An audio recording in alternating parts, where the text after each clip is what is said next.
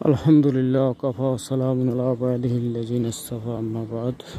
আমি সংক্ষিপ্তভাবে আজকে একটি বিষয়ে কথা বলবো, আর তা হলো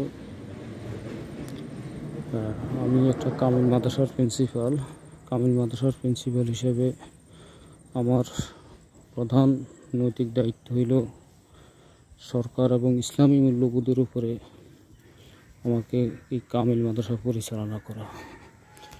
কিন্তু দুর্ভাগ্যের বিষয় হলো শিক্ষকরা কি চায়। যেমন আমি বলি, প্রাতিষ্ঠানিক সরকারি সময়সূচি হলো সকাল 10টা থেকে বিকাল 4টা 10 পর্যন্ত প্রাতিষ্ঠানিক ক্লাস নিতে হবে।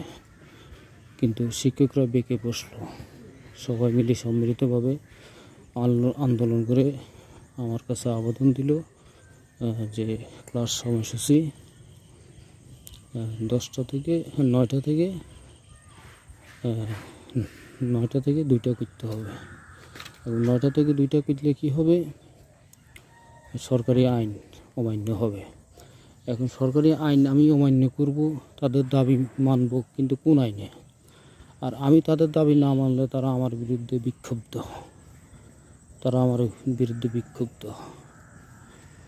আসুন দ্বিতীয় পর্যায়ে, আগামী জানুয়ারি থেকে খেলাধুলার আয়োজন করা 2-1 ঘন্টা করে, 2-1 জন এটা বলছে। এখন আমি যদি ওইটা না করি, উনি আমার উপর অসন্তুষ্ট। কোন আইনে আছে আমি ক্লাস বাদ দিয়ে খেলাধুলা করব? এটা কোন আইনে আছে? কোনো আইনে নাই। আইনের ব্যত্যয় ঘটাইয়া ওনাকে সন্তুষ্ট করার জন্য, ওনাকে সুবিধা দেওয়ার জন্য আমাকে এটা করতে হবে।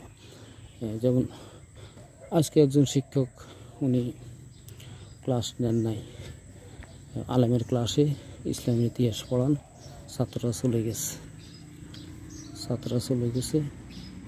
চলে যাইতেছে। আমাকে দেখে তারা ফিরল, শিক্ষক কেন? ওই যে আমার 1টা না 2টা ক্লাস, এই জন্য আমি পড়া দিয়ে চলে গেছি। আলেমের ক্লাসে শিক্ষক পড়া দিয়ে চলে গেছে। এখন ওই শিক্ষককে আমি যখন প্রতিবাদ করলাম, আপনি যাইতে পারেন না, এটা বেআইনি, ও শিক্ষক আমার উপরে অসন্তুষ্ট হয়ে গেল। যে আরেকজন শিক্ষক আমাকে বলল যে আমি আমার ছেলেকে নিয়ে ডাক্তারের কাছে যাইতে হবে, আমার আসতে দেরি হবে, 2 ঘন্টা পরে উনি আসছে। উনি ক্লাস টিচার। ওনাকে বললাম যে আর মাত্র 2 দিন ক্লাস হবে, আপনি বিকেলে ছেলেকে ডাক্তারের কাছে নিতে পারতেন। গতকালকে বিকেলে কী করছেন, রাত্রে কী করছেন? এখন ক্লাস টাইমে আপনার ছেলেকে ডাক্তারের কাছে নিতে হবে। উনি অসন্তুষ্ট হয়ে গেলেন। অর্থাৎ শিক্ষক কর্মচারীরা চান যে তারা কিভাবে প্রতিষ্ঠানকে ঠকাইয়া, ছাত্রদেরকে ঠকাইয়া, তাদের উপরে জুলুম করে তারা সুবিধা ভোগ করবে। এটাই হলো আমার প্রিন্সিপাল জীবনের সবচেয়ে তিক্ত অভিজ্ঞতা, যা আমি ভাষায় প্রকাশ করার মতো না। সবসময় শিক্ষক কর্মচারীরা চায় কীভাবে কম সময় প্রতিষ্ঠানে থাকা যায়, কীভাবে ক্লাস ফাঁকি দেওয়া যায়, কীভাবে ক্লাসে না যাইয়া থাকা যায়।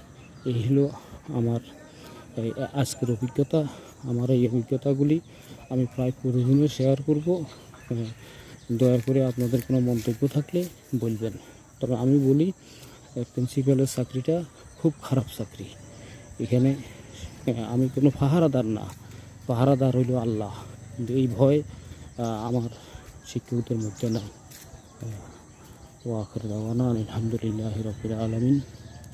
প্রিন্সিপাল দেলোয়ার, চাঁদপুর, বাংলাদেশ, 2024 সালের 18ই নভেম্বর, শাহরাস্তি, চাঁদপুর, বাংলাদেশ থেকে বলছি।